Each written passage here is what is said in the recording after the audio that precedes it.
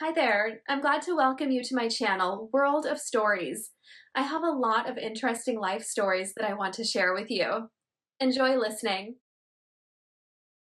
The sun was high in the sky, so the whole house was flooded with light. Although Mrs. Clark's modest abode could hardly be called a house, there was always perfect order here. The hostess carefully watched to ensure that no dust or cobwebs appeared anywhere. Even the flies were afraid of the cleanliness and tried to leave the house as quickly as possible. Such a strange penchant for creating an almost sterile environment was explained very simply. Mrs. Clark was afraid for her granddaughter. The girl was only 6 years old, and like any child, she wanted to touch everything with her hands. Therefore, the grandmother had to remind the child 10 times a day to wash her hands more often. The woman lovingly watched as Jenny played with her cat Ollie. The girl, imitating her grandmother, was raising her pet. "Who do you look like? Can't you take care of your hair? All the normal cats will run away from you on the street. And your paws are dirty too, and you're even licking them. Your stomach will hurt, then you'll know not to disobey your elders." The cat purred loudly with pleasure, listening to the little mistress's reproaches. Jenny combed the black, glossy fur of the animal with a massage brush. She had taken this tool from her own hairdresser's supplies. When the grandmother objected to such wastefulness, she declared, "Granny, have you forgotten that we are responsible for those we have tamed?" Mrs. Clark's eyes bulged at her granddaughter's words. "Jenny, where did you pick up such words?" The little girl once again demonstrated her wisdom beyond her years. "But you give, Granny. Have you forgotten that I can read? I only have a few children's books, and the ones on your shelf are old and without pictures." The sadness of the lack of age-appropriate literature was so strong that Mrs. Clark instantly felt a pang of conscience, somewhere under her heart. "I will definitely buy you some books. I'll go into town and get you some fairy tales. And I'll bring you some different treats." The little girl looked at her grandmother incredulously. "Well, how will you bring all this on a bicycle? Do all people have cars, but you have a bicycle with crooked wheels? I don't even understand how you still ride it. Even Ollie looks funny." Upon hearing her name, the cat purred loudly and affectionately rubbed her face against the hand of her little owner. Mrs. Clark didn't like Ollie's bold behavior. She approached the cat with an affected sternness. "You've completely lost your mind, you beast. Getting in the child's face like that. Go catch some mice. Get out of here." Jenny pursed her lips in indignation. "Why did you hurt Ollie? She didn't do anything bad to you. I didn't do anything bad to your cat either, but animals need to know their place. I don't want you catching any diseases from her. Now go wash your hands." With her head down in disappointment, the girl headed to the sink. She carefully lathered her hands with soap and then held them under the running water. Mrs. Clark grumbled with dissatisfaction again. "You wasted all the water for nothing. Now Grandma has to haul the bucket again. Dry your hands well." The girl quickly caught a soft towel and began to diligently wipe her hands. Mrs. Clark watched her granddaughter with a smile, but suddenly she noticed something that made her uneasy. "Jenny, come over here and show me your hands." The girl complied. "Grandma, I washed them well with soap, you saw that. I don't want Ollie to get in trouble because of me. Stop babbling and tell me when that little spot appeared." Mrs. Clark held the child's tiny palms in her hands. A barely noticeable pigmented spot, the size of a dime, appeared on the girl's right wrist. The girl rubbed the spot with her finger, as if hoping to wipe away the dirt. "I don't know, Grandma. I didn't notice it, but don't worry. It doesn't hurt at all. It's not ringworm, is it? You'll cure me if I get sick, won't you, Grandma?" Mrs. Clark played with the girl's hands for another minute, then suddenly hugged her tightly and burst into tears. "Why have we been punished like this, my sweet child? How difficult it will be for you." Grandma's tears frightened Jenny. She too was on the verge of a nervous breakdown. "I won't play with Ollie anymore, but please don't cry. My hand doesn't hurt, I promise." Mrs. Clark tried to calm down, realizing that her inexplicable tears had greatly scared the child. She hugged the sun-scented head of the girl and repeated, "Everything will be all right. Everything will definitely be all right for you." They might have sat there for who knows how long if not for the sound of a motor in the distance. Jenny rushed to the window. "Grandmother, your Mr. Brooks has come again."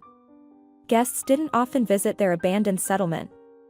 Though lately, almost every day, someone came from the city to see Mrs. Clark and begged her, "You're our last hope, don't refuse us." Jenny didn't understand what these strangers were asking her grandmother, and Mrs. Clark didn't tell the girl anything. She always took the guest to the other half of the house, which the little girl was forbidden to enter. But despite her grandmother's efforts, one day Jenny snuck in there. To her huge disappointment, she found nothing interesting in the small room with one window. It was just as clean as the rest of the house, except bundles of dried herbs were hanging everywhere. Her curiosity didn't allow her to keep the intrusion a secret. "Grandmother, why do you have so many wreaths?" "What are you talking about, Jenny?"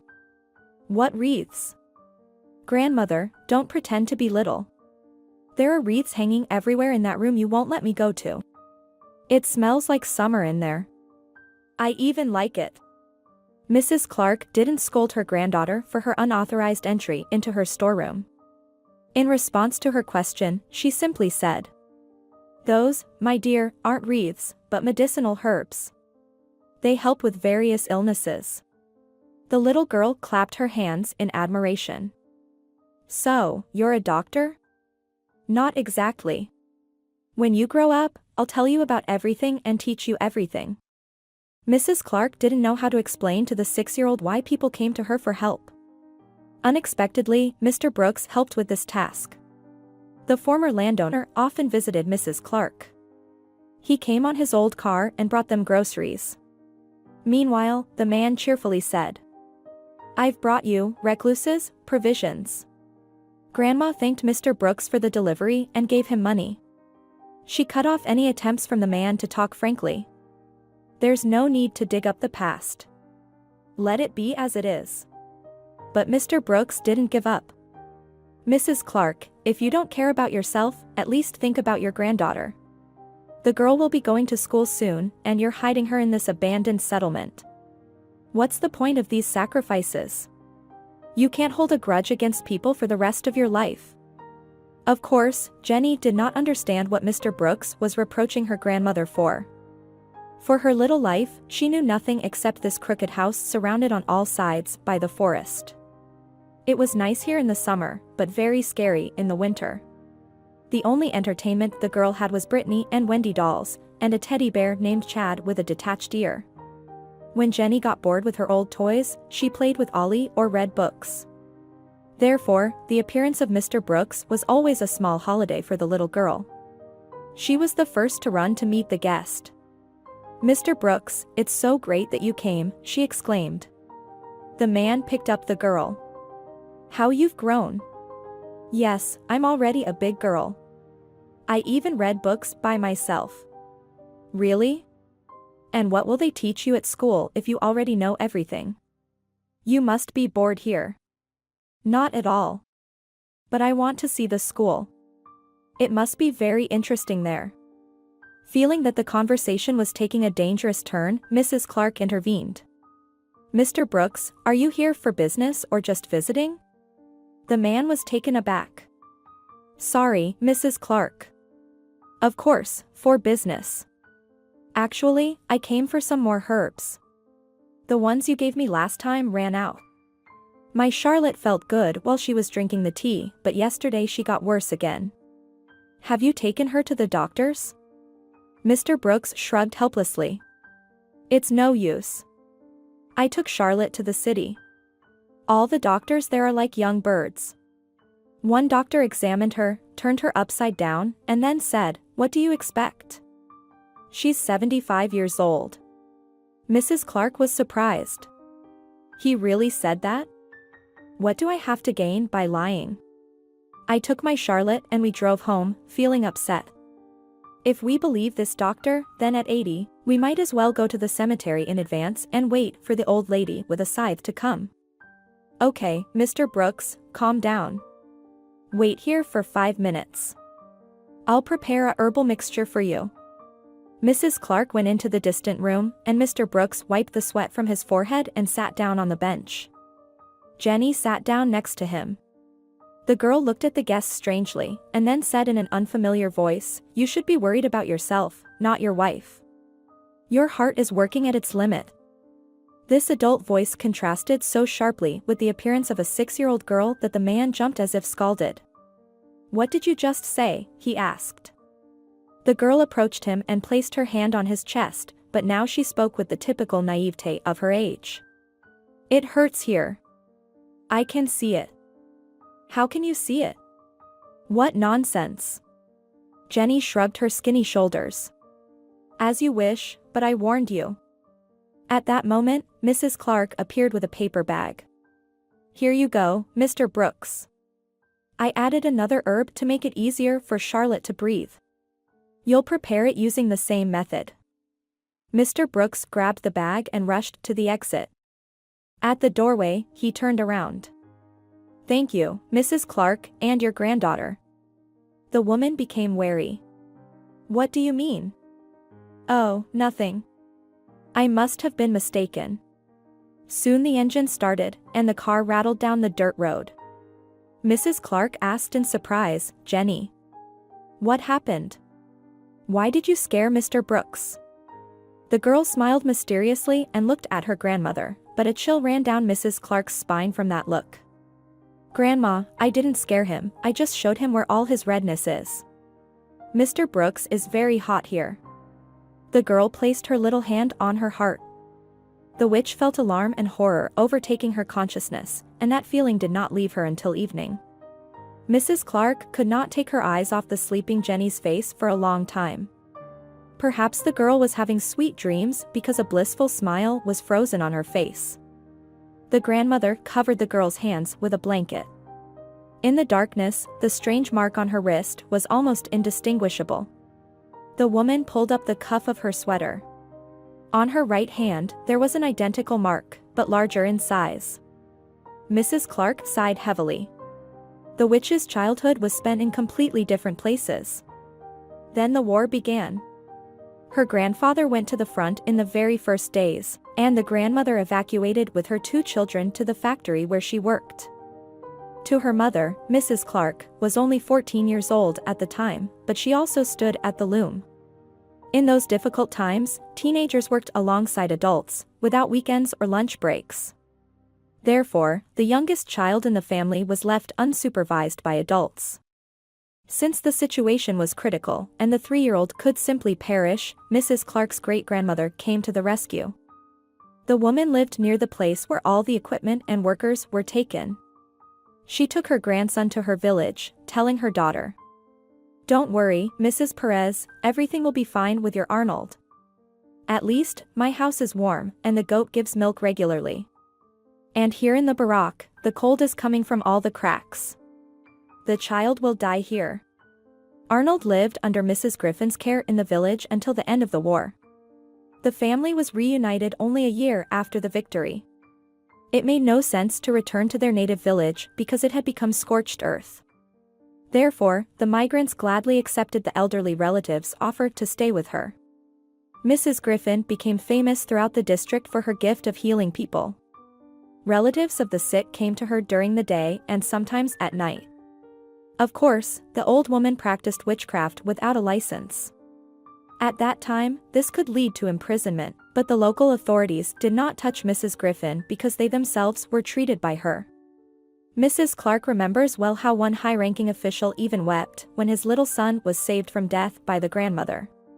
He fell on his knees before Mrs. Griffin. "I don't know how to thank you. The doctors all said that diphtheria was incurable. And you put my child on his feet in 3 days." Mrs. Griffin did not like it when people praised her. So she dryly replied to the official, "Don't thank me, thank God. He can give life, and I am only his faithful servant." At that time, the attitude towards the church was, to put it mildly, not very friendly. But the father of the saved child did not hesitate to give up his position and became an advocate for the restoration of a small church in the village. That's how he thanked the witch for healing his son. Little Mrs. Clark followed her great-grandmother around, and she told her about the power of different herbs. The girl's mother did not approve of her daughter's involvement in witchcraft practice, but she did not object either. However, Mrs. Perez was categorically against it. After all, she had risen to the position of department chief and was indifferent to such things. One day, Mrs. Clark overheard her scolding Mrs. Griffin. "Mom, don't you understand the harmful influence you're having on the girl? At a time when our medicine is performing miracles, you're using dubious healing methods. Not only could I lose my job, but you're also teaching the child the wrong things." Grandmother remained silent for a long time, but after hearing these accusations, she calmly said, "You're angry with me for no reason, Mrs. Perez. The day will come when you'll regret the words you've said today. And I'll pass on my gift to Mrs. Clark before I go. Neither you nor Florence have the ability, but my great-granddaughter does." Mrs. Perez was speechless with surprise. "What are you talking about, Mom?" Then Mrs. Griffin revealed the secret. "Look here," she said, holding out her right hand. "Do you see this mark? My grandmother and mother had the same one.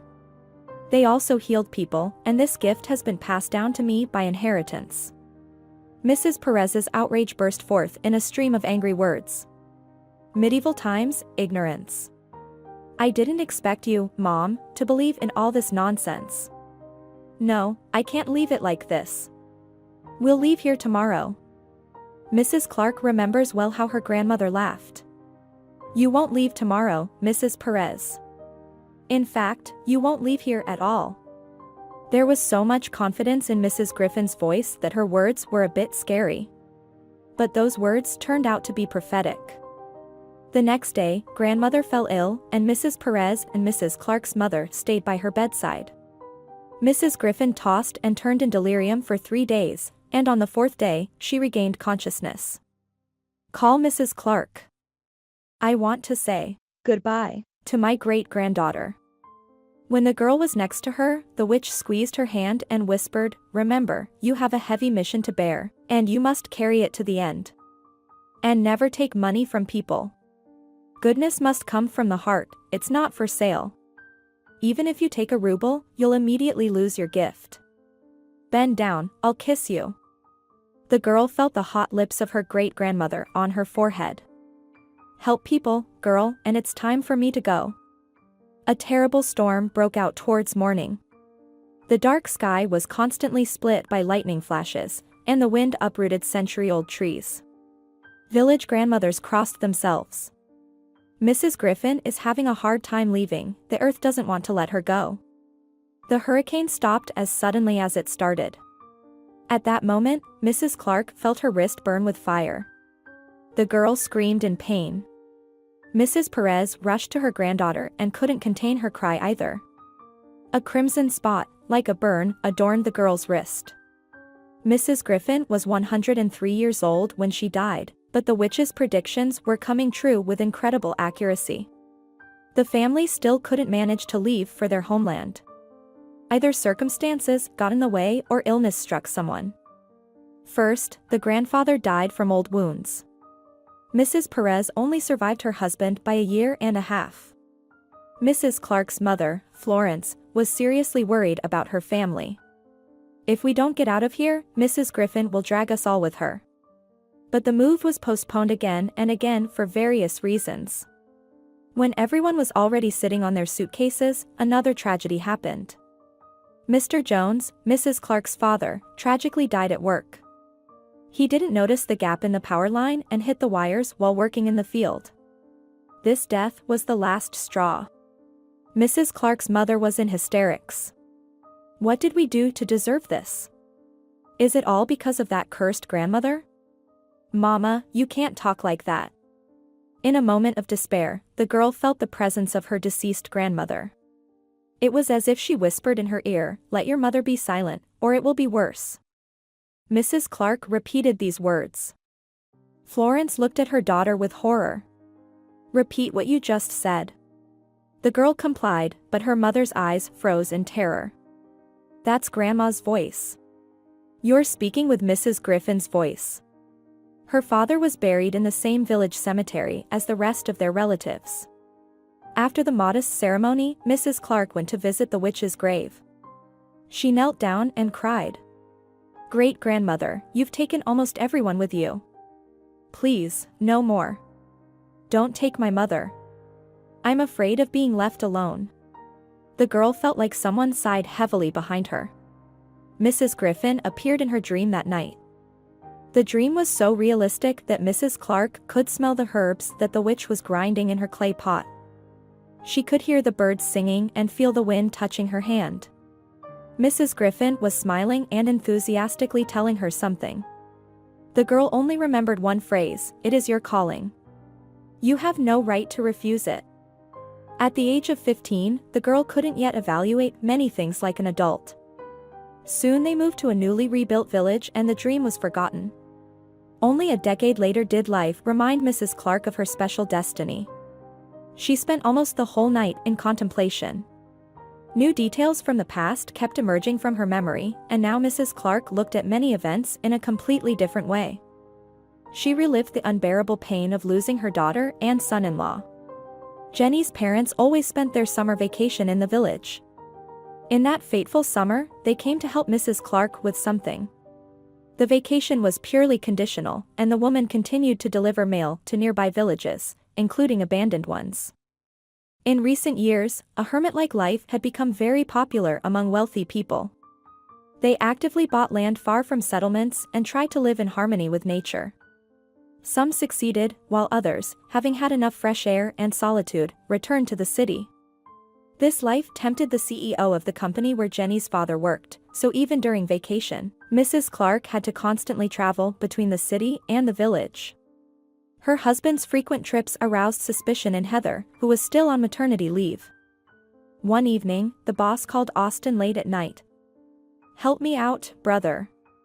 I can't trust anyone else with this matter. I promise I won't forget it. You know, we recently considered your candidacy for the head of the department at the board meeting." Austin had long dreamed of taking the helm, so he agreed. But Heather didn't want to let her husband go alone. "I'm tired of these night trips.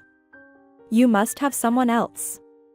Mrs. Clark never interfered in her daughter's family affairs, so she remained silent this time, only warning the young parents, "Leave Jenny alone, there's no need to drag the child around at night. She is not a toy." The spouses emotionally sorted out their relationship while getting into the car. As a farewell, Heather tried to calm her mother down. "Don't worry, Mom. Everything will be fine. It's just that Austin and I have a unique kind of love. We'll spend the night in the city and be back by noon." As the SUV started moving, Mrs. Clark unexpectedly ran after the car. She shouted after them, "Come back. Don't go today." But her desperate cry faded away in the darkness of the July night. Mrs. Clark tried to convince herself that Austin was an experienced driver and that it was only a 40 kilometers drive to the city. He would be back in the morning, so there was no need to worry. Perhaps this method of psychotherapy helped, or maybe exhaustion took its toll, but the woman spent a peaceful night. The next morning, as usual, she hopped on her bike and set out to deliver the mail. But before she could ride all 3 streets of her village, the wind picked up, and then the sky opened up with a downpour. Mrs. Clark had no choice but to return home. It was impossible to ride a bike in such weather. Jenny stayed under the care of a neighbor, to whom the woman headed. But as soon as she took off her raincoat, her mobile phone beeped. It was Heather calling. "Mom. Call an ambulance, quickly. Austin lost control, and the car flipped over. There's something wrong with him, and I can't get through, and my battery is about to die." Mrs. Clark frantically tried to dial the ambulance number but only heard endless short beeps. So she called the chief doctor of the central hospital, but the secretary told her he was in a meeting. She tried the emergency services number again.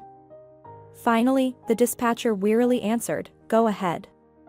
The woman's voice trembled with excitement, which annoyed the dispatcher. "Can you explain to me clearly what happened? What accident? Which road? how do I know if it's a prank? Mrs. Clark begged the indifferent operator to send a car to the scene of the accident quickly. But she was dismissed with a curt response. We only have one ambulance, and it's currently out on a call. Wait, and we'll call you back. Mrs. Clark thought she heard the dispatcher hang up the phone. She couldn't just stay home and wait. Grabbing her bike, the woman rushed to help her daughter and son-in-law. She didn't even notice when the rain stopped. An accident occurred 5 kilometers away from the village. From a distance, the woman noticed her son-in-law's overturned car, and in her heart, she still hoped that the medics had already arrived at the scene. The road bend hid the view, so she could not see the situation on the highway, but the last sparks disappeared when she was next to the battered car from the impact. Her son-in-law was thrown out of the car, and Heather was in the car's salon. When her mother appeared, she tried to move, but immediately screamed in pain. Mommy! How good that you made it! Mrs. Clark tried to free her daughter from the iron grip, but she couldn't do anything. Daughter, endure. The doctors will arrive soon, I called them. They promised. Mama, where is Austin? What happened to him? The woman rushed to her son-in-law's mangled body. He showed no signs of life, but from the pulsating artery on his neck, it could be understood that the young man was alive. Mrs. Clark, with her tear-stained and rain-soaked hands, dialed the emergency number again and again. The same indifferent voice answered irritably. Woman, why are you throwing a tantrum here and even insulting me? I will complain about you. The medics have left to you. Wait. Only 15 minutes after the last call, the medics arrived at the accident scene. Wow, we can't handle this without rescuers. The girl is tightly trapped. Time stopped for Mrs. Clark. Together with Austin's parents, she spent almost 3 days under the doors of the intensive care unit.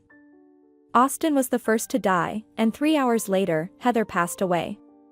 The doctor whose unpleasant mission was to inform them said tiredly. Both had massive internal bleeding due to organ ruptures. If help had been provided in time, the young people could have lived to be 100. I'm sorry, but we did everything we could and even more. Accept my condolences. After that tragedy, Mrs. Clark could not recover for a long time, but she had a 3-year-old granddaughter in her care, and she was obliged to take care of her. The woman wanted those responsible for the death of her daughter and son-in-law to be punished, but lengthy court proceedings yielded no results. On the contrary, the chief doctor even tried to pressure her. Mrs. Clark, isn't it enough wandering around the courts? Don't you have anything better to do? You can't bring back your loved ones, so don't ruin other people's lives. No one is immune to accidents, and you should understand that yourself. But if your employees had arrived on time, we could have saved them. The head doctor waved his hand irritably as if trying to brush off dirt from his pristine white coat. Oh, come on, don't harp on that fact. We only have one car for the whole city. Do you understand that? Don't yell at me, and don't you dare mention God. No one in the village noticed when Mrs. Clark disappeared with her little granddaughter. Only in the fall did mushroom pickers see a woman in an abandoned house near the forest. Once there were 10 families living in the settlement, but they all scattered or died. Mr. Foster, Mrs. Clark's husband, spent his last days here. Despite feeling sleepy, Mrs. Clark had not yet drifted off when a soft knock came at the window. The dawn was already appearing in the east, and in its pink reflection, the homeowner saw the face of a young woman. She immediately recognized Ella, the daughter of that same neighbor who sometimes looked after Jenny. What happened to your mother, or what other misfortune brought you to me at this ungodly hour? Mrs. Clark asked as Ella cried, swallowing her tears. Aunt Mrs. Clark, please help me. Please, lower your voice, or you'll wake up Jenny. What happened to you, Ella? If I can help, I will. I don't even know where to start. Start with the most important thing. Why did you come to me? Unexpectedly, Ella's face twisted with anger. She began to speak hurriedly and loudly. I want that bitch to die. Jasper and I were already going to file marriage papers, and then she appeared, that witch, she enchanted him, blinded him. I want to get revenge on her and on him too. Ella's eyes burned with an abnormal glow. She grabbed the witch's hand. Make a death curse. Or give me some potion so that both of them will go to the afterlife. Mrs. Clark recoiled in horror and then firmly pointed to the door. Go away. I don't deal with those things, so I won't be able to help you. Go away, Ella. The guest angrily pushed away the chair offered by the homeowner. You will regret refusing me so strongly. I promise you a lot of trouble in the very near future. The guest disappeared into the morning fog, and Mrs. Clark tried to figure out the riddle of this early visit. Why did she come? Everyone knows that I don't deal with such things. She didn't attach any importance to Ella's evil promise. After all, who knows what a person can say in such a state? And Mrs. Clark did not have the habit of getting offended over trifles. The next day, the elderly woman forgot about the visit of the uninvited guest. Summer was coming to an end, so rare warmth was replaced by cloudy weather. On one such rainy day at the end of August, a former neighbor from the village came to Mrs. Clark. I'm sorry, Mrs. Clark, for bothering you. But the doctors can't help my granddaughter. Hugh is 10 years old, and for the past year, he's had a strange rash on his hands and feet. His parents treated the boy in various clinics and paid a lot of money. But there's been no result. So I thought, maybe you could help? Despite her advanced age, Mrs. Scott was still strong and even went into the woods for mushrooms. She sat and waited for an answer. There was hope in the old woman's eyes. Mrs. Clark recognized that look. Different people came to her, but they always looked at her the same way. Of course, I'll help if it's within my power. But why did you come alone?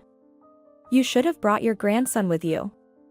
I would have immediately determined how to treat the boy. The old woman hesitated.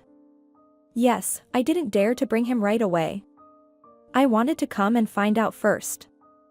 Thank you for not refusing. Mrs. Scott stood in indecision, twirling the ends of her scarf with her worn fingers, which covered her gray head. Mrs. Clark understood that the visitor hadn't voiced everything. You probably wanted to ask me something else? The grandmother crossed her hands over her chest. It's awkward to ask such questions, but I need to know. How much do you charge for a session? I don't charge any money.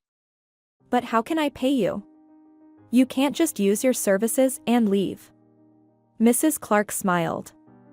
Well, Grandma, pray for me in church or light a candle for my health. I see. I understand everything now. In a minute, Mrs. Scott was already racing down the country road, while Mrs. Clark watched her, constantly amazed. A person almost 90 years old, yet so full of energy. That's an indomitable generation. The women went back to their household chores, with the granddaughter spinning around, trying to help her grandmother. The company was completed by the cat Ollie. Mrs. Clark always felt 10 years younger when she was with her granddaughter. The little girl chirped like a bird on a tree, and her voice made her feel so good. And now the little one was enthusiastically telling her grandmother the story of rescuing a bird. You know, Grandma, I didn't expect our Ollie to be capable of such a thing. The little bird probably fell out of the nest, or maybe its parents have too many kids and it's cramped. The bird was trying to fly, and Ollie just grabbed it. It was terrible. I shouted at her to let go of the bird. And you know what? Ollie listened to me. And where is the chick? I healed it, stroked its wings and legs, and it flew away. Mrs. Clark decided that this kind deed deserved praise. She hugged the girl and kissed her on the forehead. You're so smart. Grandma, when I grow up, will you teach me how to heal people? Of course, my dear. A familiar noise came from the street. Only Mr. Brooks' car could make such sounds. Jenny rushed to meet her beloved guest. Mr. Brooks is here, but the old man didn't get out of the car. Instead, a woman in a strict suit and a policeman struggled to get out of the old car. The uninvited guest entered the house without asking, and the policeman followed her. Hostess. Mrs. Clark emerged from the kitchen. Why shout like that? Everyone here has good hearing. The woman and her companion exchanged glances. That's very good. I'm from the Child Welfare Service. Mrs. Clark interrupted the guest. And why do you need the police? I'm not hiding any criminals here. Apparently, the uninvited guest's confidence hit a nerve with the hostess. That's why we came to find out what you're doing here, Mrs. Clark. Nothing special, just living here with my granddaughter. And also, there's Ollie the cat. The lady, without asking the hostess for permission, went around the entire house. When she entered the room where the grandmother was preparing herbal remedies, she screamed in horror. There's no air to breathe in here. It's all unsanitary. How can a child live in such conditions? Mrs. Clark frowned sadly. What are you doing here? The lady was too outraged to find the words. Another policeman came to her aid. We received a report that you are mistreating your granddaughter. That the girl is not getting proper nutrition and, in short, living in unsuitable conditions. We had to respond to the report. The lady regained her composure a bit and vigorously nodded her head. Yes, yes. You're doing something unclear here in the village. The child sees everything. And, tell me, Mrs. Clark, where will your granddaughter go to school? Have you bought everything she needs for school? This question caught Mrs. Clark off guard. She helplessly spread her hands. Not yet, but there's still time. We'll go to the city tomorrow and buy everything we need. Tomorrow is too late, the decision has already been made. Here's the order, you can read it. Mrs. Clark read the dry text and didn't understand. How can this be, why? Everything is legally registered with me. After the death of her parents, I'm the only relative for Jenny.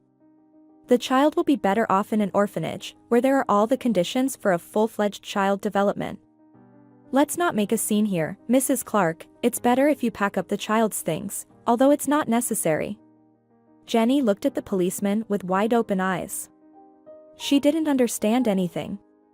She didn't know what an orphanage was. Only when the lady told her grandmother to pack her things did the little girl scream. I'm not going anywhere with you.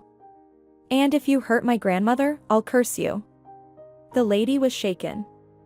You see, this is what irresponsibility in choosing a guardian leads to. We should have taken the child away immediately. Despite the girl's resistance, the lady grabbed her hand roughly and dragged her to the car. Only now did Jenny notice that the unfamiliar young man was behind the wheel of the vehicle instead of Mr. Brooks. He tried not to look at this unpleasant scene and quickly drove away. Mrs. Clark ran after the old car for a long time. Jenny struggled with the official, kicking and screaming. Let me go. I don't want to go with you. I need to go to my grandmother's. If you keep yelling, you little bandit, I'll give you a shot. This threat made an impression on the girl. She had already been vaccinated twice, and she didn't like the procedure at all. She watched her beloved grandmother's disappearing silhouette for a long time. With Jenny gone, the sunny warmth and small happiness also left Mrs. Clark's house. For several days, the woman didn't get out of bed, and only Ollie reminded her that there was still a living being for whom the owner had to take care. Now, she spent all her days in the company of her cat. She told her about her sorrow, and Ollie purred mournfully. The days passed slowly, gradually draining her life force. But visitors still came for help, and that also made the woman continue to live. Autumn passed, and winter with snowstorms flew by. All the roads leading to the witch's house were covered in snow, so even old friend Mr. Brooks stopped delighting Mrs. Clark with his visits. Closer to spring, she could no longer move around the house without support. She made herself a stick from a branch for convenience in moving. At first, Mrs. Clark believed that she would be able to get her granddaughter back. Perhaps the coming spring gave her strength and instilled hope for the better. But days and weeks went by, and the elderly woman's health was deteriorating before her eyes. The last ray of hope was extinguished when she learned that kind Mr. Brooks had passed away after several months of illness. She shared her feelings about it with her cat as usual. Ollie. That's how it always turns out, a person lives, takes care of others, and doesn't think about themselves. That's how it was with Mr. Brooks. He thought only of Charlotte, but waved his hand at himself. How will she survive without him? And I, Ollie, had hoped that Mr. Brooks would take me to Jenny. I can't even get to the village alone. Health problems began to affect her witchcraft activities. The first couple of years after her granddaughter was taken to the orphanage, she still collected herbs in the surrounding area, but then she hardly ever left the house. Lily, the postwoman who replaced her in her job, delivered groceries to her once a month. Summer was replaced by autumn, and then winter came again. The old witch was no longer expecting guests when a rich car pulled up to her house one April day. Mrs. Clark was delighted. "Ollie, who could this have brought to us? Maybe Jenny has come to visit?" The cat rubbed against her owner's legs and headed to the door to greet the guests. An elderly woman with a girl of about 6 or 7 years old entered the house with an uncertain gait. The little girl was pale, and there were dark circles under her eyes. She clung tightly to the woman, whom Mrs. Clark thought she recognized painfully. "Hello, Mrs. Clark. Won't you turn me away?" The woman trembled as if struck by an electric shock. Her heart immediately became heavy because she recognized the guest. "Why did you come here, Tina? To touch old wounds? You broke my life twice, and now you're back. Why remember the past when it's all over? I didn't come here to hurt you. My granddaughter is sick, and no one can help her. People advised me to come to you. And I understand perfectly well what's going on in your heart right now. I'm ready to fall at your feet, begging for your help. Maybe my sin has affected the child. Don't be cruel to the girl, she's innocent." Mrs. Clark froze in the middle of the room, like a stone statue. She didn't hear Tina's plea because her memory ruthlessly threw her into the past. "You turned my life upside down twice, and now you're here to ask for help? I don't know, Tina, if I have the strength for this." Tina's family settled in the village a year later than Mrs. Clark with her mother and brother. At that time, the youth made up the majority in the village, so the girls immediately became friends. They were almost inseparable. They went to work together and even to dances. The girls even had the same dreams. They both wanted to get a good education to become someone in life. However, they had different opportunities. Tina's father held a good position, so he helped his daughter get into college. Mrs. Clark's mother didn't have such opportunities, and the girl could only dream of education. And while her secret desire burned in the sky like a bright star, she delivered mail on a government bike. The vehicle was issued to her on a receipt, and she was ordered to take care of it. Once, while performing her duties, Mrs. Clark found herself in a difficult situation. Her bicycle broke down right in the middle of the forest. She had two options: wait for help or carry the broken transportation on her back and walk to the nearest village. She couldn't abandon her belongings, but carrying both her bag and the bicycle was too much for her. Mr. Foster observed her struggles from a distance, as he had stopped by the town to have lunch with his father. He climbed up a hill, cupped his hands around his mouth, and shouted, "Do you need any help?" At first, Mrs. Clark didn't understand where the offer of help was coming from. She was spinning in place with her cumbersome load. Unexpectedly, as if out of nowhere, Mr. Foster appeared before her. "I can see that you need help. So, I decided to try my hand at being a good wizard. Let me help you." The young man inspected the bicycle. "It will take a couple of minutes. We'll fix your iron friend now." Mr. Foster ran off to get his tools and returned in a few minutes, having restored the bicycle to working order. "That's it. You can get back to work. By the way, I observe you almost every day. You are so punctual that one could set their clock by you. You always deliver fresh mail at the same time. Can I escort you?" The attention of the charming young man was pleasant, and Mrs. Clark agreed, but she didn't give any indication of interest. The next day, the young tractor driver met the girl at the same spot. Their meetings were brief, and their conversations were insignificant, so when her friend Tina came from the city on vacation, Mrs. Clark didn't even think it necessary to tell her about her acquaintance or suitor. Meanwhile, Tina could talk for days about city life and her numerous suitors. However, the relationship between the two young people gradually developed into love. As is customary in such cases, a wedding day was set, and guests were invited. But Tina stopped coming to the village, so she didn't know that her friend was getting married. She came to visit when the young couple was expecting a baby. Tina came with expensive gifts and wine. "I'm sorry, my friend, but I couldn't attend your wedding. You know how it is, defending my diploma, then searching for a good job, and then a personal life crisis." The guest elegantly poured the fragrant drink and continued to complain about her fate.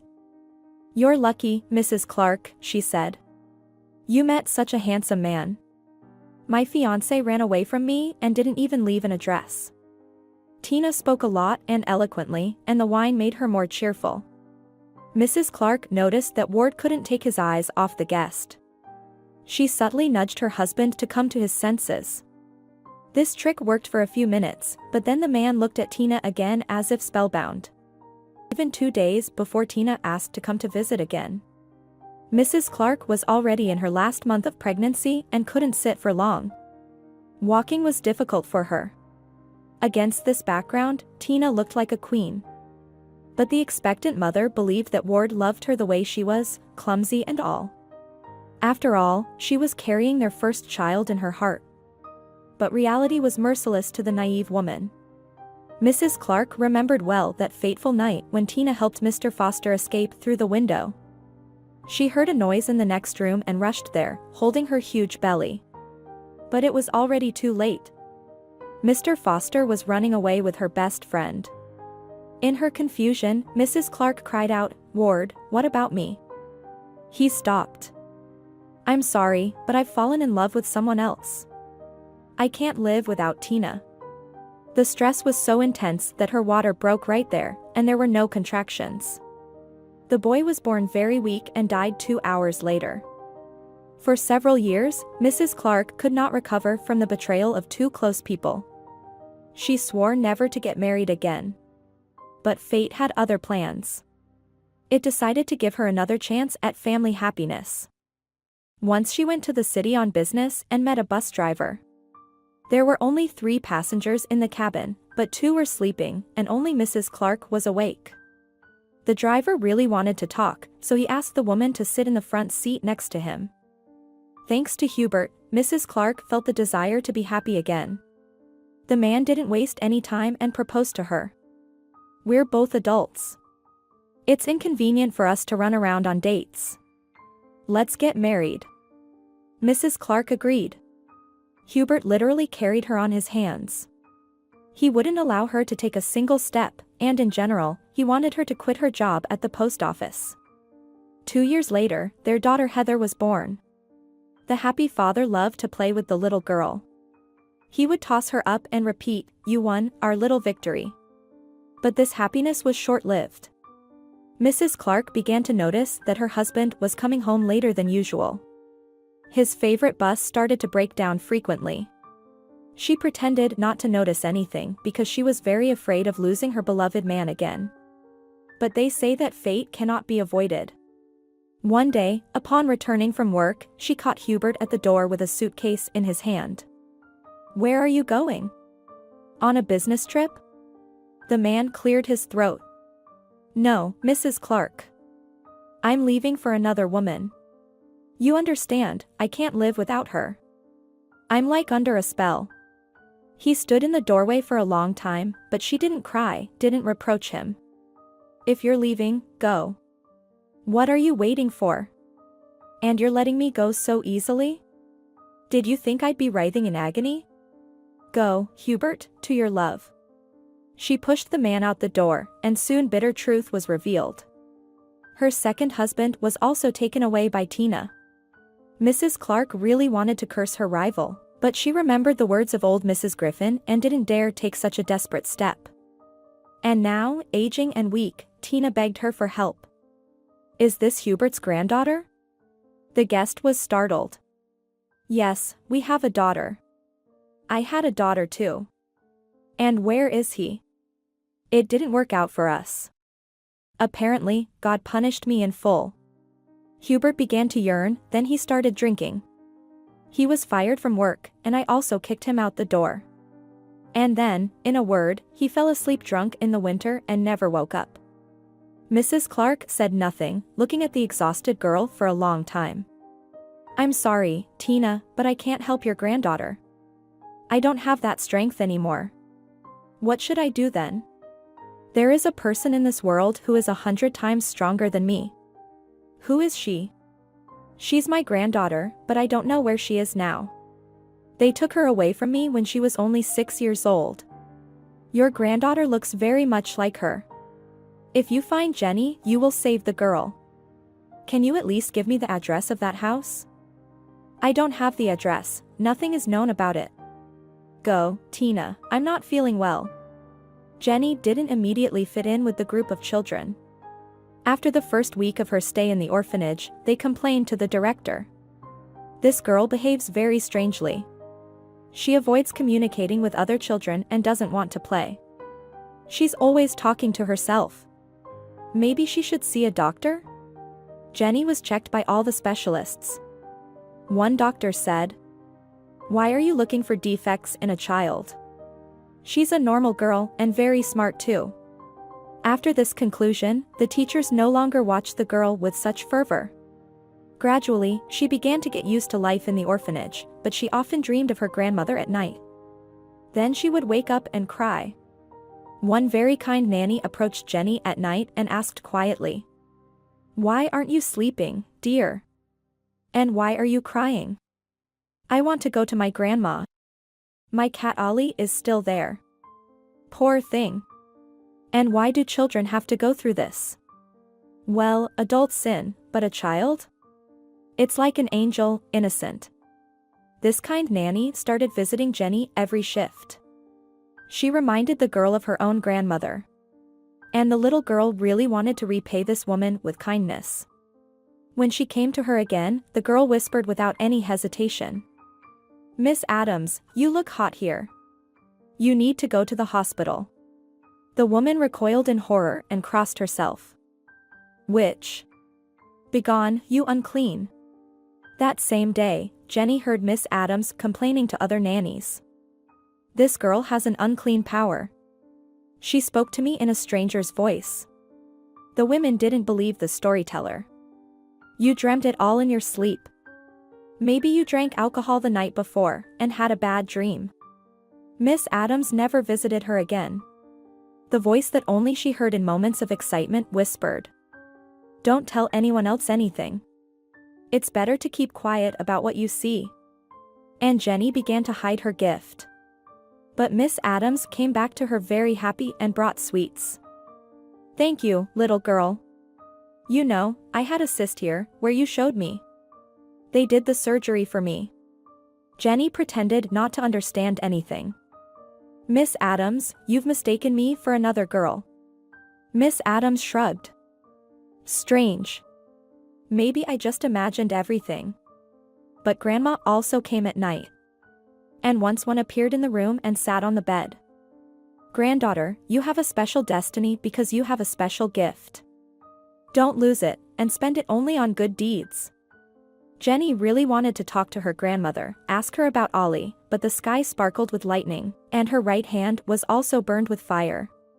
The girl screamed in pain and looked in horror as a blister grew in the place of a small spot. The duty nurse ran to her cry. She also looked in horror at the wound. "Where did you manage to burn your hand in the middle of the night? Am I asking you or the wall? Go to the medical room. Let them make a bandage for you, then we'll figure it out." In the medical room where Jenny ran, a sleepy nurse greeted her. "Show me what you have." She carefully examined Jenny's hand. "I don't understand anything." "How did you do that?" "I don't know. I was sleeping." The nurse made a bandage, smearing something on Jenny's hand, and she felt a little better. "Well, better." Jenny nodded. "Then let's go to the room. We need to see what could have burned you there." The woman was puzzled. "At night, in a dream. That means something dangerous was in the bed or nearby. Of course, it couldn't be left like that. After all, that something could catch fire or burn another child. They searched the bed, even looked under the mattresses, but found nothing. Then Jenny was allowed to lie down, and they continued to search. But they found nothing. Well, there's nothing. Absolutely nothing. The nurse nodded. Strange, of course, I don't understand anything. In the morning after breakfast, Jenny was sent to the medical room again. The nurse said, "Don't be afraid. I just need to change the bandage."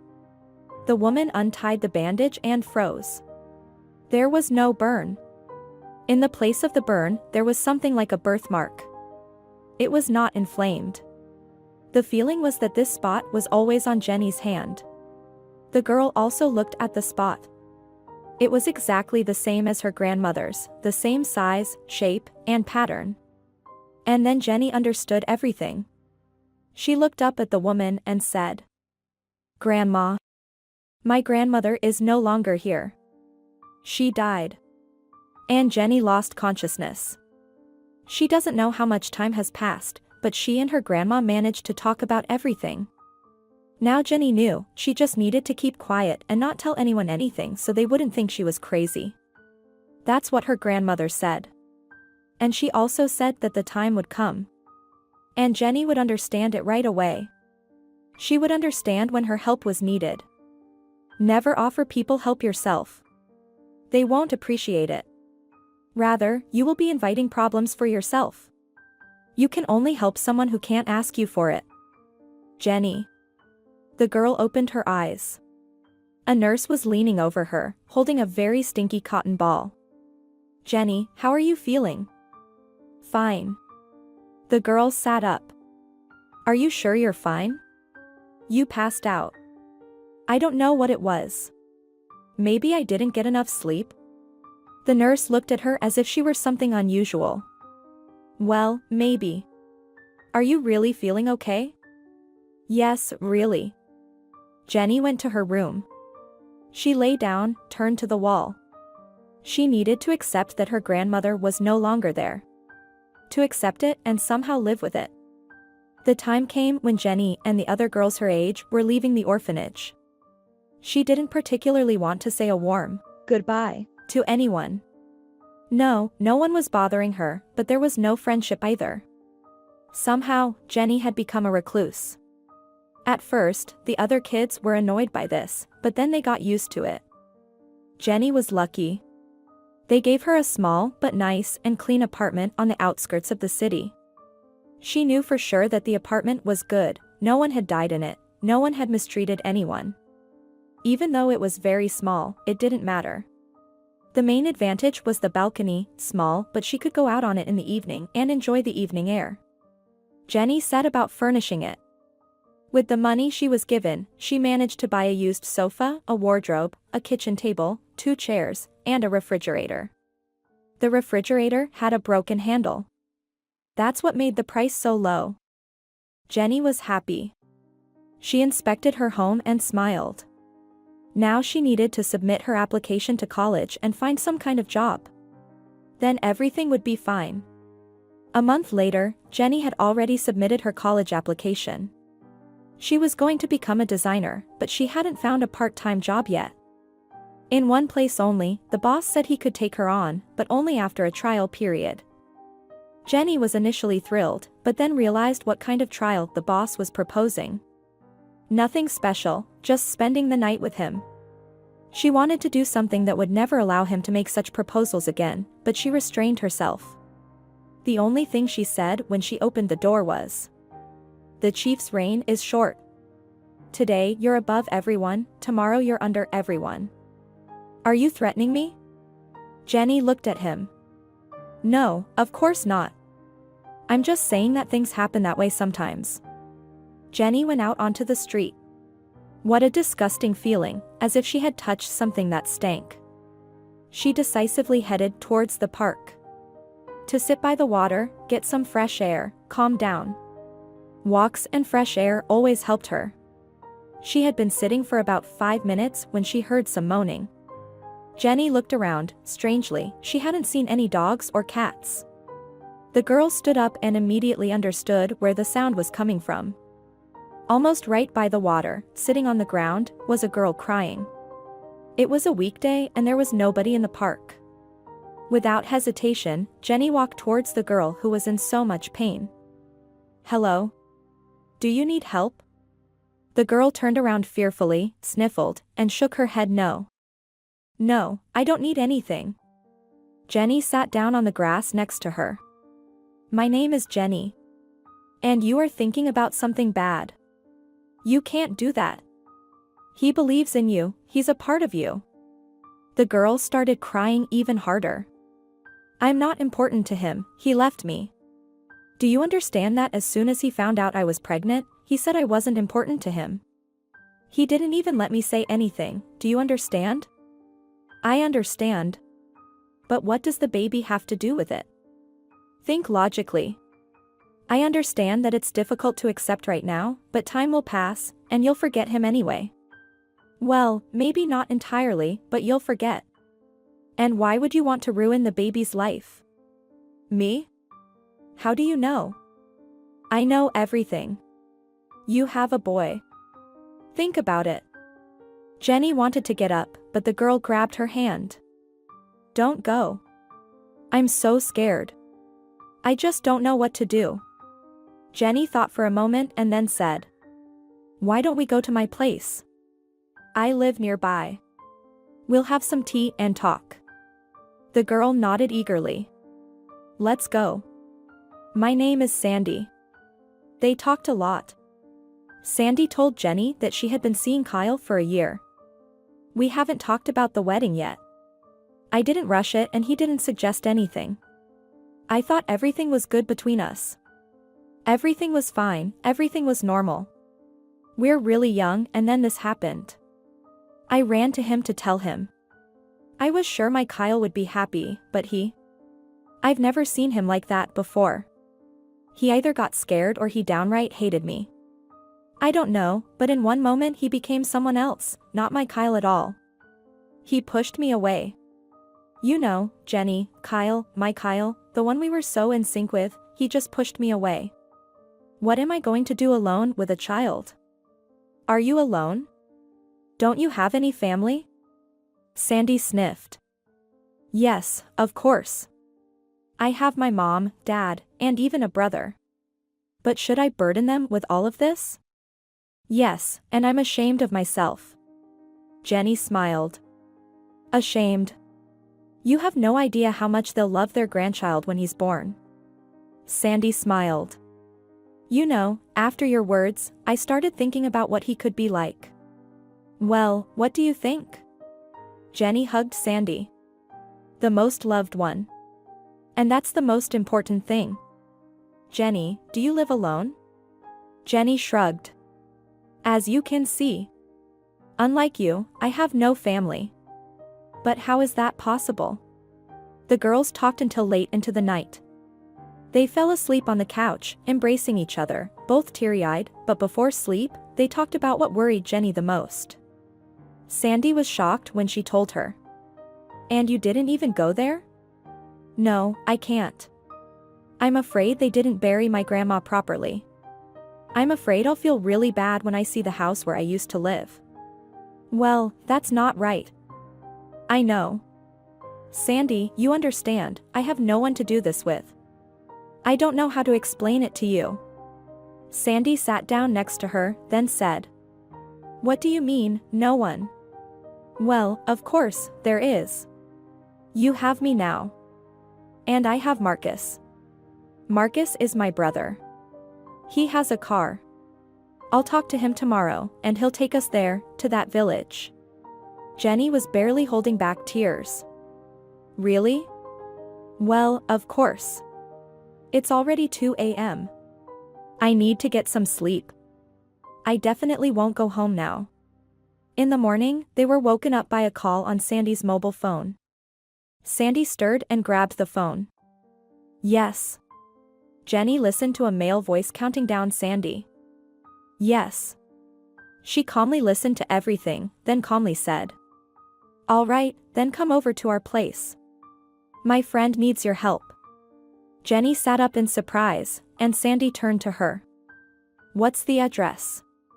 The girl mechanically gave the address, and Sandy repeated it into the phone. Sandy, have you lost your mind? Why? Marcus is my friend. Jenny rushed to make the bed and tidy herself up. Sandy, on the other hand, made herself a cup of tea and sat down on the couch. Why are you fussing around like an important bird is coming to visit us?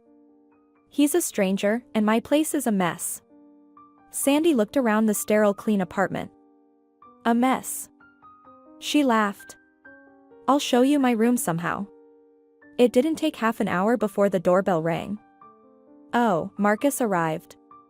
Sandy rushed to open the door. A minute later, she returned to the room with a tall, broad-shouldered guy. Meet Jenny, this is Marcus. Marcus, this is Jenny. Jenny was silent, as was Marcus. They looked at each other without even blinking. Suddenly, Sandy laughed. Hey, what's wrong with you? Are you both petrified? Jenny was the first to snap out of it. You're imagining things, Sandy. Hello? 2 days later, they were driving to where Jenny had spent her early childhood. The girl was nervous and anxious. Sandy sat in the back seat saying, I'll take a nap. As soon as she heard snoring from the back seat, Marcus covered Jenny's hand with his own. What's wrong?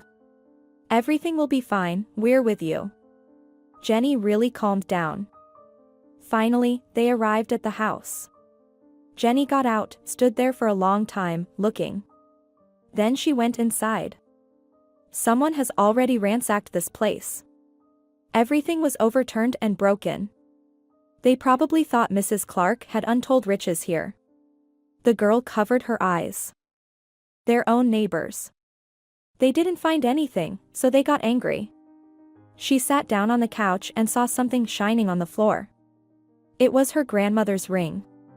She never took it off, always wore it. Jenny asked to try it on several times, but her grandmother always said that the time would come and she would wear it. Apparently, that time had come. She picked up the ring, pressed it to her lips for a second, and left the house. Marcus, we need to get to the cemetery. I'll show you. She didn't remember where the cemetery was, but she was sure they were going in the right direction. After a few minutes, she saw a fence. Sandy asked.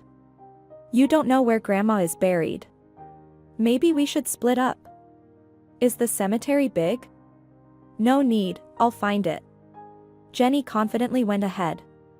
She walked so fast and confidently that Sandy and Marcus could barely keep up with her.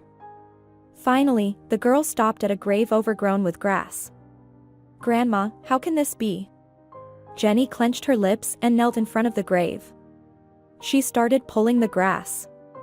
Sandy followed her example. Marcus said, I'll be right back.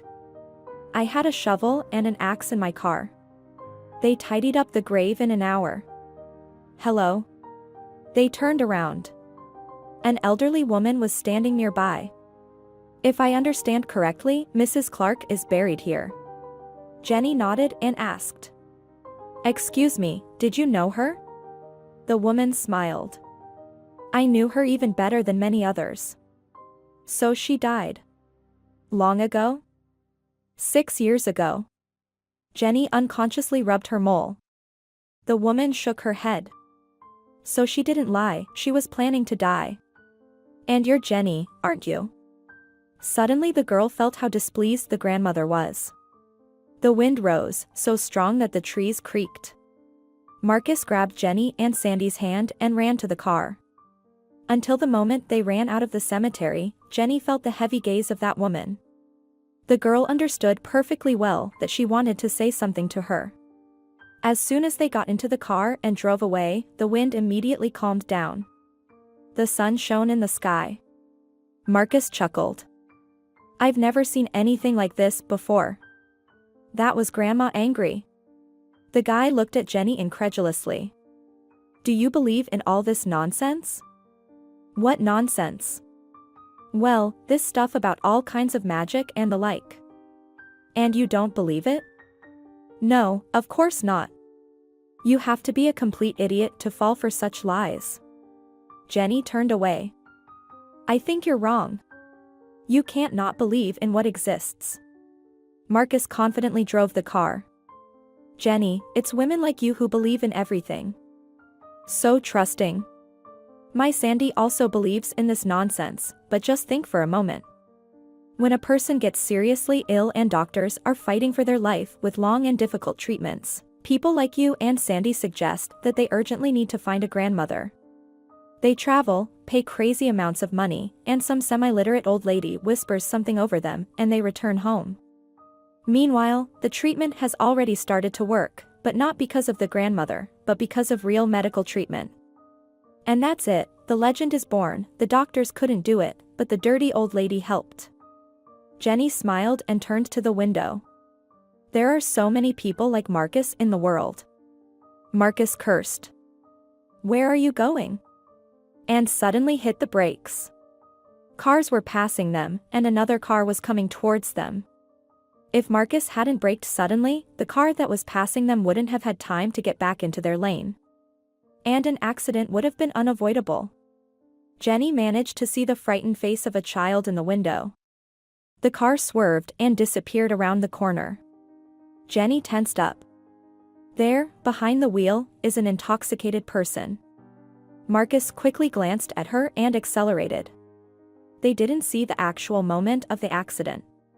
They only saw when the cars in front of them stopped, and people ran to the overturned car. Marcus also jumped out and ran. Jenny and Sandy followed. When Jenny arrived at the scene, the intoxicated driver was kneeling in front of a 10-year-old boy. The child had no injuries, but he was lying with his eyes closed. Someone behind Jenny said. The child's heart stopped from fright. That's what happened.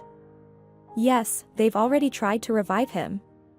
Look, that man over there. He's a doctor who came from one of the cars. Jenny looked at the man. He was wiping his hands, and his face looked upset. Jenny estimated that no more than 20 minutes had passed between the time the car passed them and the present moment. Considering that they had driven 5 or 6 kilometers, the child had been in that condition for a very short time, and it was unclear why the doctor had stopped performing resuscitation. She raised her eyes and saw the grandmother standing next to the child, looking at her reproachfully. Jenny took a step forward. She has no time at all. Somewhere in the distance, the siren of an ambulance could be heard. Marcus wanted to hold her back, but she didn't pay attention. She knelt down next to the child. The father was wailing nearby, but Jenny didn't pay attention to him. She put both hands on the boy's chest. Here is the hottest spot. She pressed down hard with both hands and then released. The boy took a breath. Jenny held him as he convulsed and thrashed. When the boy calmed down a little and started breathing, she put him down. Exhaustion suddenly overtook her. The people around them were silent. They were simply stunned. Jenny saw Marcus's gaze. He was surprised. Better if she hadn't seen him. Sandy ran up to her. Sandy, help, she said. The girl picked up Jenny and led her to the car. Jenny felt Marcus take her under his arm. Someone shouted, "Stop that girl." She did the impossible. But Jenny stubbornly walked to the car. The way to the city was silent. Sandy and Marcus took Jenny home. Sandy made her some tea. She drank and felt her strength gradually returning to her. She realized that Marcus would no longer look at her the same way, and she liked him so much. Not just liked. The next day, Sandy asked, Jenny, can you tell me what happened? Jenny shrugged. Nothing special. I just helped the boy's heart a little. Sandy sat there, thinking about how to phrase her question. Jenny, are you one of those dash? She rounded her eyes, searching for the right word. Jenny laughed. Sandy, don't overthink it. Better tell me, did you tell your parents? Sandy sighed, and then started crying. Yes, you know, when I said I wanted to get rid of the baby, my dad almost killed me. He yelled so loud that we're a family, and we always help each other. Well, there you go. So why are you crying? I don't even know. I never knew, never thought that it would be like this. You see, like everyone else, I dreamed of having a family. A husband, children. And now everything is broken. But don't worry, I'll be a good mother. Jenny stroked her hair. You will have everything, a husband and children. Just don't rush things and don't try to change anything. Each person has their own destiny, and all the changes in it that a person supposedly makes are predetermined. Sandy wiped her eyes and looked at Jenny in admiration. Do you know this from up there? Yes. She pointed her finger somewhere towards the ceiling. Jenny laughed. Yes, the ceiling told me. Let's go eat something. Sandy always tried to find some connection in what Jenny said with some higher power. And Jenny had to have a serious talk with her. Sandy was first offended, but then said, Okay, I understand you.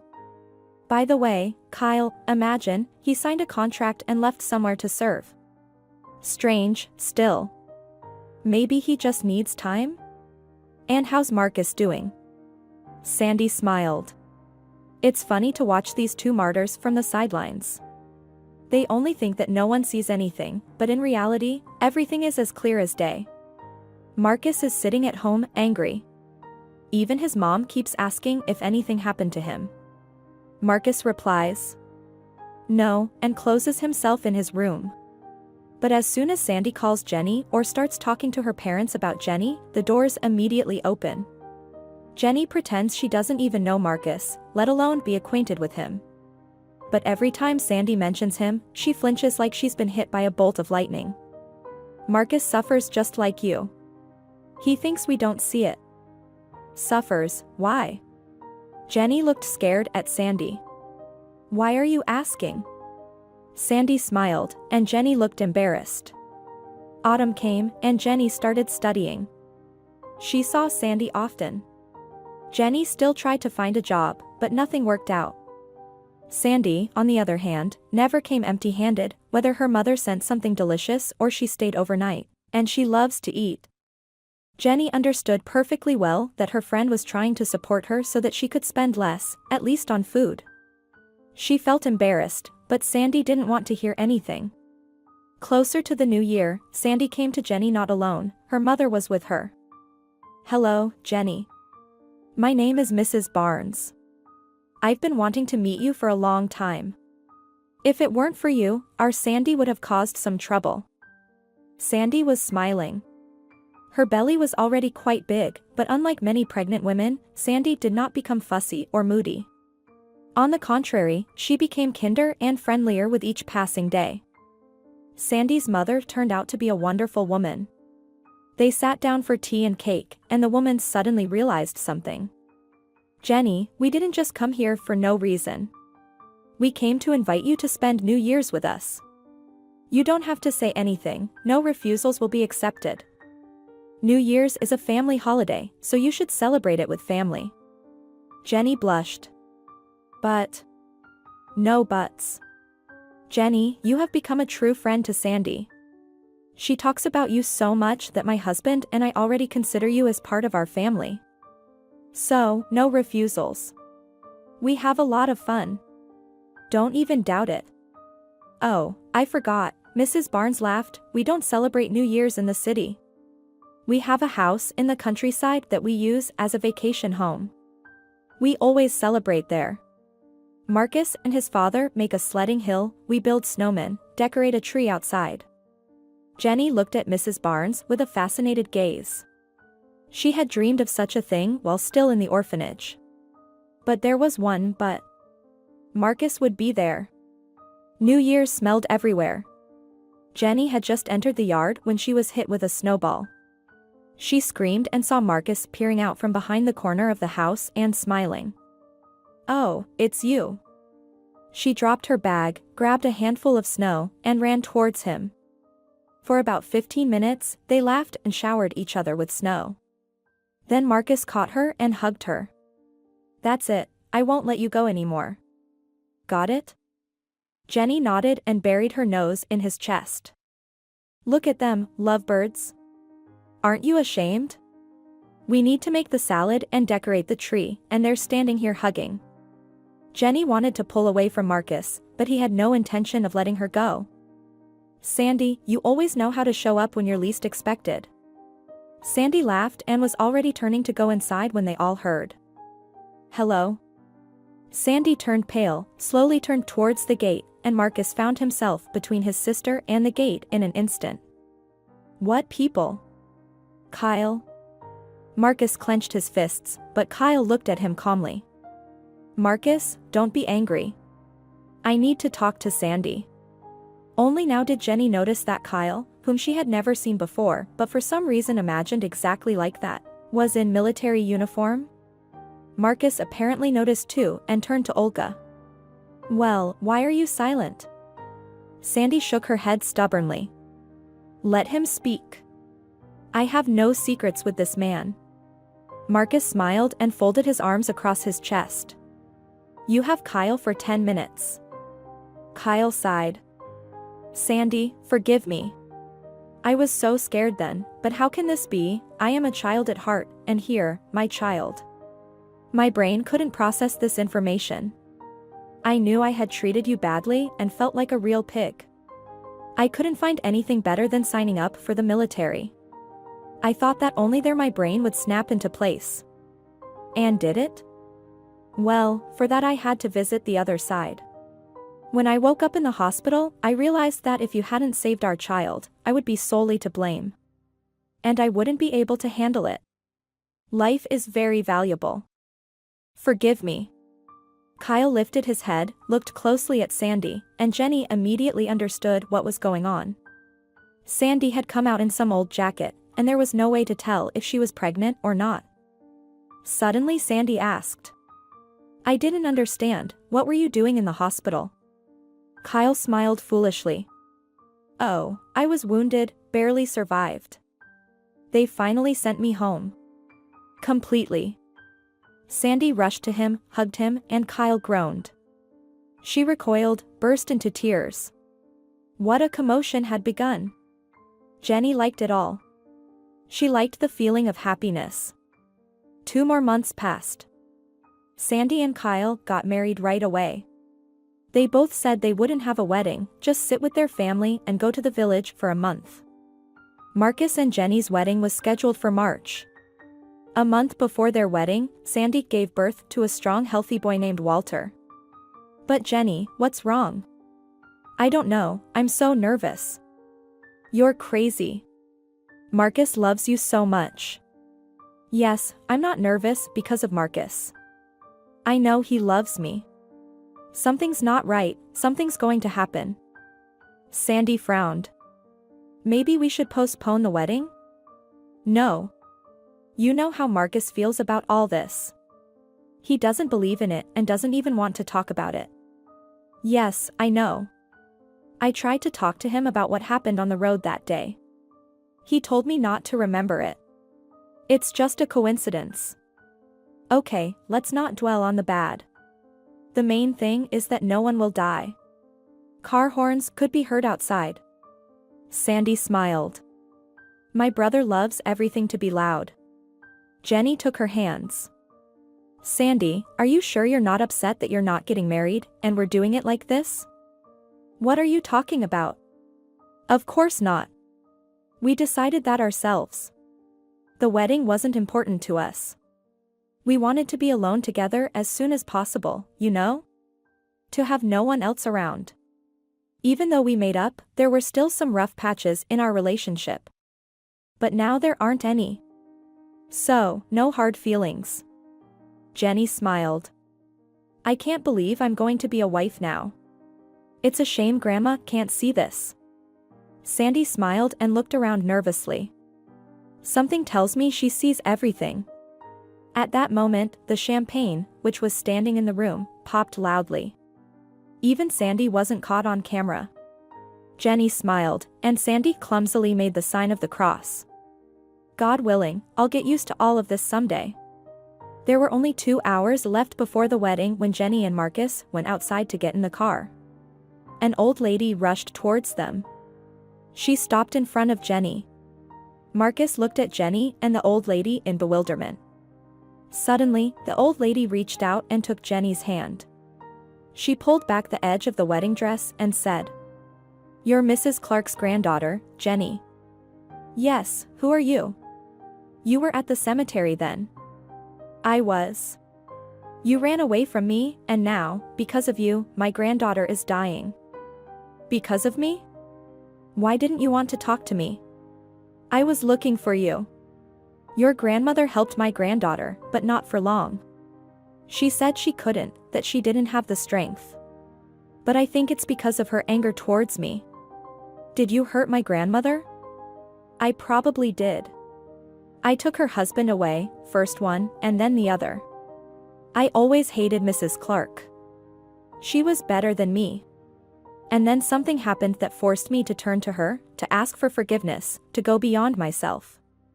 She did it on purpose. My girl, my beauty, she's dying." Jenny asked in a high-pitched voice, "What did my grandmother say to you exactly?" Tina, who was the one her grandmother spoke to, raised her tear-filled eyes. "She said that she didn't have much strength left and that she would soon die. She said there was someone who was much stronger than her, and that was you. She said to find you and said that you would have a certain mark. But I couldn't, I didn't know anything about you, not your last name, not your year of birth. Then I came to the cemetery to tell everything to Mrs. Clark, and there you were. I missed you again. I ran after you, but how could my legs catch up with you? And then I saw you near the bridal shop. I was just driving by. And so I spent so much time trying to find out where you lived. Today, they admitted my Juliana to the hospital. She has been unconscious since morning. It's you and Mrs. Clark's fault that she's dying. You." The old woman burst into tears. Marcus stood there in confusion, and Sandy was horrified. Jenny was lost in thought. "Where is she? Which hospital?" Jenny asked. The old woman looked at her. "Our central one." Jenny turned to Marcus. "Marcus, honey, you can scold me later. I'll listen to everything you have to say later. We have 2 whole hours. I need to go there." "We'll make it." Marcus nodded helplessly. They got into the wedding car, and Tina was placed in the other car. Sandy went with her. All the way, Tina cried and said it was her fault, not Jenny's or her grandmother's. But she couldn't admit that to Jenny. Sandy listened in silence and thought that life is such an unfair thing.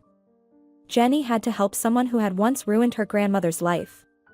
At the hospital, they were looked at as if they were from another world or aliens. No wonder. The wedding procession pulled up to the hospital entrance, the bride, groom, witnesses, and disheveled grandmother. They rushed to the ward almost running. No one even stopped them because everyone was so stunned that they just froze in their tracks. Jenny stopped in front of the door to the ward. "Be here." She walked in, but didn't close the door behind her. Sandy heard. "What's going on here? Let me in immediately. And everyone should leave the room." Marcus turned to him. "Don't make a fuss, doctor. Just pretend like nothing is happening for 10 minutes. The doctor looked at Marcus and he continued. "It's hopeless in there. What harm is it to you? But that's no reason to barge in here with a crowd." "Oh, please." The doctor fell silent. He looked into the room. Tina, who was standing at the front, was crying. She kept repeating, "My girl, I couldn't protect her." The girl lying on the bed was so pale that she blended in with the sheets. She was thin, almost unreal. She was only a couple of years younger than Jenny, but it seemed like she was 12 years old. Jenny sat on the edge of the bed and took the girl's hand in hers. "Hey, Juliana." Her eyelashes fluttered, but the girl didn't open her eyes. Jenny placed her hand on her forehead and stared at her face for a long time. And Juliana opened her eyes. The doctor was surprised. "What is this?" Tina turned around. "Quiet. You couldn't cure your granddaughter, so be quiet." Sandy nudged the old woman slightly, enough spreading negativity around herself. Tina fell silent. Jenny was already talking to Juliana. "Tell me, what do you want?" The girl smiled somewhat lostly. "I want a pear." Jenny turned to those standing by the door. "Please, close the door and find a pear. And don't come in until I come out myself." She came out 20 minutes later. Jenny was pale, and she was swaying slightly. They brought the pear. Tina handed her the pear in a bag. "Here," Marcus ran to get it. "I'll take it," Jenny raised her hand. "You can't." "Why?" "As long as you're around, Juliana won't get better. There's too much black in you. If you want to send her to the afterlife, go ahead." Marcus looked with surprise at the partially open door of the ward. Doctors were bustling around Juliana. They were connecting something to her and setting up 4 drips. Juliana was conscious, answering the doctor's questions. He turned to Jenny. "How are you?" "Fine. We're going to get married," Jenny smiled wearily. "Well, you're not feeling well." "It's okay. I don't want to miss my own wedding." Marcus picked her up in his arms. "Then we'll do it like this." He almost ran down the hallway, the whole procession following him. Tina remained standing in the middle of the hallway. She looked sadly towards the room. Perhaps Jenny was right. Throughout her life, Tina had used others, and when they were no longer needed, she simply threw them out of her life. This happened with her daughter as well. As long as her daughter was good and beautiful, as long as Tina could be proud of her, she supported her in every way. But then, when Julianne got sick and her daughter, in despair after visiting all the doctors, began to drink alcohol, Tina simply stripped her of her parental rights and forbade her from approaching her daughter. Her daughter stopped drinking, begged her mother to allow her to see Julianne, but Tina was adamant. Such a person should not be near her granddaughter. She could always manipulate people, skillfully making them feel guilty. Now her daughter lived somewhere at the end of the city, rented a room, and worked somewhere else. She no longer bothered them, although Tina knew that she stood for hours under the windows. She managed to convince her daughter that everything was her fault. Tina handed the pears to the nurse. "Please give them to Julianne." "And what about you?" The nurse smiled. She was genuinely happy for the girl who suddenly woke up as if she wanted to live again. "I can't. I have to go urgently." Tina went out into the street. Her heart was unpleasantly stinging, as if tired. It was probably really tired. She wanted to go further, but she saw a familiar figure in the park. Her daughter stood, leaning against a tree, and crying. Tina headed towards her. The woman saw her too late and didn't have time to run away. "You're standing here? I'll leave now, just tell me how's Julianne doing." "Go to her. She always missed you." "Mom." "Shut up." Tina took out a bunch of keys from her bag and separated one. "Here, this is for the apartment. Go home. Julianne will need your help." She walked towards the exit. Tina knew she wouldn't make it home, that was what Mrs. Clark had told her. No one saw it, but Tina saw that Mrs. Clark stood next to Jenny when she was with her granddaughter. The daughter came home in the evening. Tina lay on her bed with some money, documents, and a note saying, "Forgive me for everything," on the table. The doctors confirmed her heart had stopped. Age plus nerves. Your mother didn't take care of herself. A year passed. Marcus, come on, stop fooling around. Let's decorate the tree already. Jenny laughed and spoke with difficulty. As soon as they tried to go outside with Sandy to finally decorate the tree growing in the yard, a hail of snowballs fell on them. Kyle and Marcus were well prepared. Sandy, weakened by laughter, said, "Jenny, let's find some snowstorm to throw at them. Like little ones, I swear." She took a broom, put an old fur hat on it, and put it out the door. Snowballs immediately hit her and the door. "Well, that's it, now they'll get it from me." Sandy decisively took Jenny by the hand and led her along. "Where are we going?" "We're going to crawl out the window and attack them." Mrs. Barnes watched Jenny and Sandy, both dressed and laughing, but who could blame them? Everything was so good that no one even wanted to complain about the cold house. The women gathered snowballs and quietly crept up on their husbands from behind. Jenny was about to throw a snowball, her husbands looked so funny peeking over the fence. But Sandy shook her head and showed 2 snow shovels that were standing near the barn. They lifted a pile of snow on each shovel and dumped it on their husbands' heads. They shouted that they didn't expect such treachery. And everyone immediately started having fun. Hello? They froze, stood up, shaking off the snow. Before them stood a girl who looked somewhat like Jenny and a woman around 45 or so. Hello, please forgive us. Juliana. Jenny was the first to recognize the girl. The girl smiled shyly. Here, my mother told me everything. I came to thank you. My mother told me that we are sisters with you. And then it dawned on Jenny. She had never thought about the connection with this girl. She immediately felt it, but she thought it was because of their grandmother's friendship. Wait, so you're my real aunt? The woman nodded. I don't know if you can call it real, but yes. Sandy took the initiative. Come into the house. How did you get here?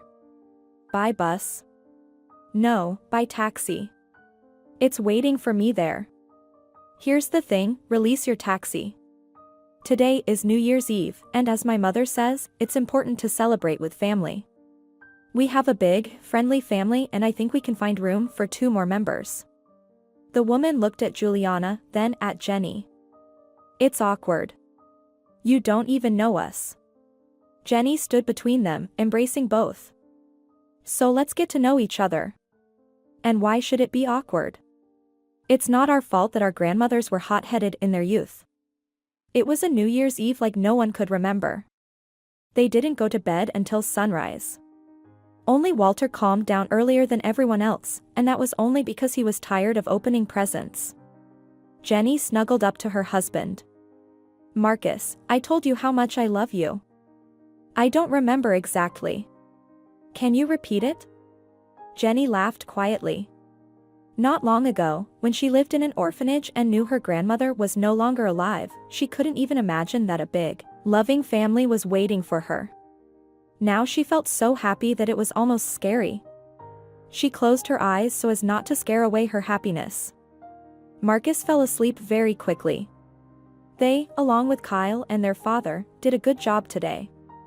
Mrs. Barnes laughed that they ate everything she bought for the holidays. Jenny stroked her husband's cheek and closed her eyes too. She was sure she would dream of her grandmother tonight. And she did.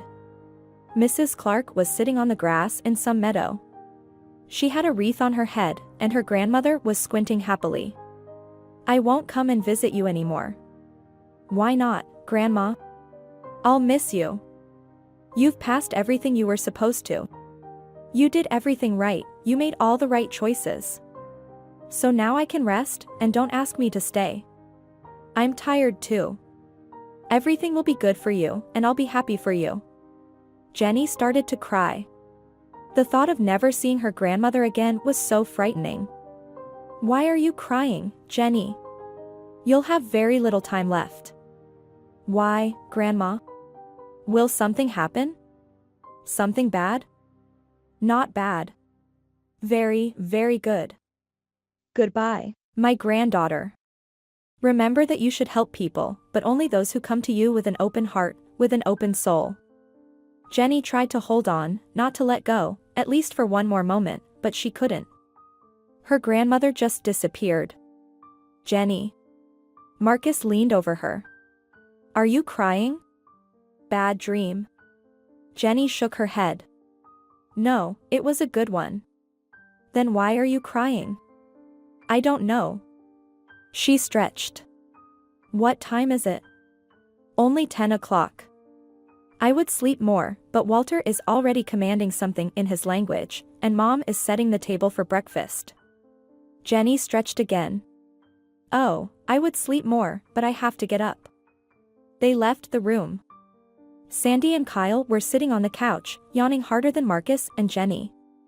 Mrs. Barnes brought out the plates. Oh. You're up. Yeah, We have to keep the unhappy parents company. Sandy put her head on Kyle's shoulder and tried to doze off. As soon as Walter saw such disorder, he immediately approached and opened Mom's eyes. Jenny laughed, then looked at the table and turned pale. Everyone stared at her. Jenny, what happened? Oranges. She covered her mouth with her hand and rushed out of the room. Marcus looked puzzled at them. Mrs. Barnes was the first to smile. Well, thank God. Then Sandy smiled and Kyle smiled.